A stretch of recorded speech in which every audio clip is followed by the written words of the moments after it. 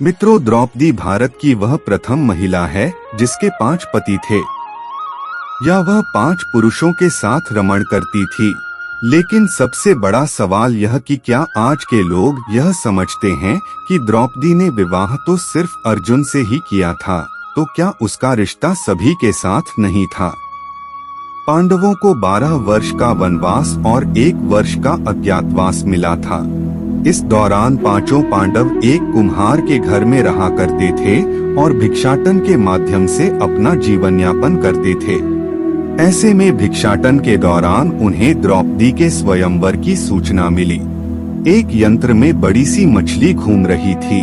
उसकी आंख में तीर मारना था और वह भी तैलपात्र में उसकी परछाई देखकर।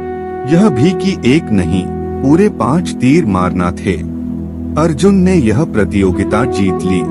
तब जरासंध, शल्य, शिशुपाल तथा दुर्योधन, दुःशासन आदि कौरव भी उपस्थित थे। उस दौरान बहुत विवाद हुआ क्योंकि 5 पांडव ब्राह्मण वेश धारण कर पहुँचे थे। लेकिन श्री कृष्ण के दखल से आखिर द्रौपदी का विवाह हो गया। 5 पांडवों से उसका विवाह कैसे हुआ या 5 पांडवों की वह पत्नी कैसे बन गई, यह बहुत लंबा किस्सा है। कहते हैं कि द्रौपदी अपने पिछले जन्म में बहुत सुंदर युवती थी।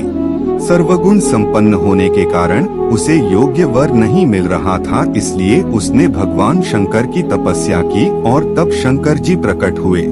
उस समय द्रौपदी ने हड़बड़ाहट में 5 बार वर मांगे, इसलिए उसे शिवजी के वरदान के कारण इस जन्म में 5 पति प्राप्त हुए। जब भगवान शिव ने द्रौपदी को 5 पति प्राप्त होने का वरदान दिया था, तब वह भी ये जानते थे कि उसे अपने 5 पतियों के साथ पत्नी धर्म निभाने में समस्या होगी। इसीलिए उन्होंने द्रौपदी को ये वरदान भी दिया कि वह प्रतिदिन कन्या भाव यानी कौमार्य को प्राप्त कर लेगी। इसलिए द्रौपदी अपने 5 पतियों को कन्या भाव में ही प्राप्त हुई थी।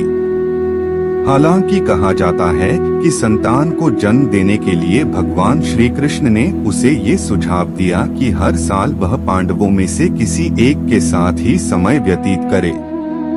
साथ ही जिस समय वह अपने कक्ष में किसी एक पांडव के साथ हो तो उनके कक्ष में कोई और पांडव प्रवेश न करे।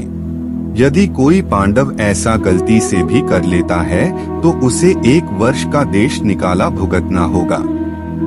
माना जाता है कि द्रौपदी, जो 5 पांडवों की पत्नी थी, 1 से 1 साल के समयांतराल के लिए हर पांडव के साथ रहती थी। उस समय किसी दूसरे पांडव को द्रौपदी के आवास में घुसने की अनुमति नहीं थी। इस नियम को तोड़ने वाले को 1 साल तक देश से बाहर रहने का दंड था। एक बार यह दंड अर्जुन को भुगतना भी पड़ा था। अर्जुन और द्रौपदी की 1 वर्ष की अवधि अभी समाप्त हुई थी और द्रौपदी युधिष्ठिर के साथ का 1 वर्ष का समय शुरू हुआ था। अर्जुन भूलवश द्रौपदी के आवास पर ही अपना तीरधनुष भूल आए, पर किसी दुष्ट से ब्राह्मण के पशुओं की रक्षा के लिए उन्हें उसी समय इसकी जरूरत पड़ी। क्षत्रिय धर्म का पालन करने के लिए तीरधनुष लेने के लिए नियम तोड़ते हुए वह द्रौपदी के निवास में घुस गए। उस दौरान द्रौपदी युधिष्ठिर साथ में थे। बाद में इसके दंडस्वरूप अर्जुन 1 साल के लिए राज्य से बाहर चले गए।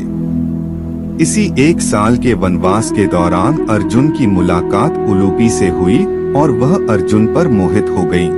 ऐसे में वह उन्हें खींचकर अपने नागलोक में ले गई और उसके अनुरोध करने पर अर्जुन को उससे विवाह करना पड़ा। कहते हैं कि दोनों 1 वर्ष तक साथ रहे। अर्जुन और नाग कन्या उलूपी के मिलन से अर्जुन को एक वीरवार पुत्र मिला जिसका नाम इरावान रखा गया। द्रौपदी के 5 पुत्र थे।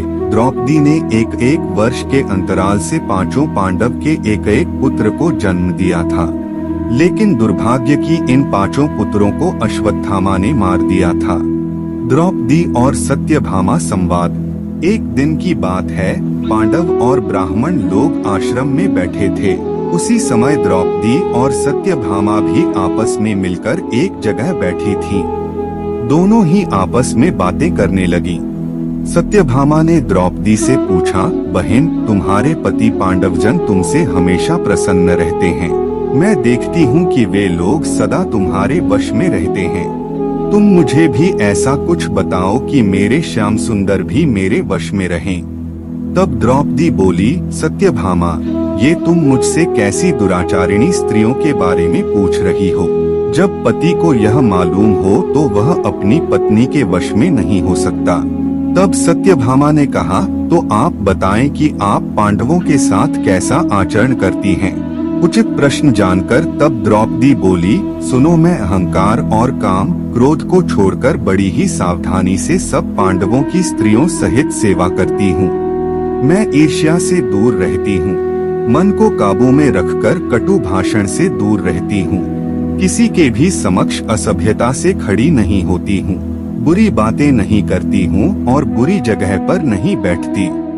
पति के अभिप्राय को पूर्ण संकेत समझकर अनुसरण करती हूँ। देवता, मनुष्य, सजाधजा या रूपवान कैसा ही पुरुष हो, मेरा मन पांडवों के सिवाय कहीं नहीं जाता। उनके स्नान किए बिना मैं स्नान नहीं करती, उनके बैठे बिना स्वयं नहीं बैठती।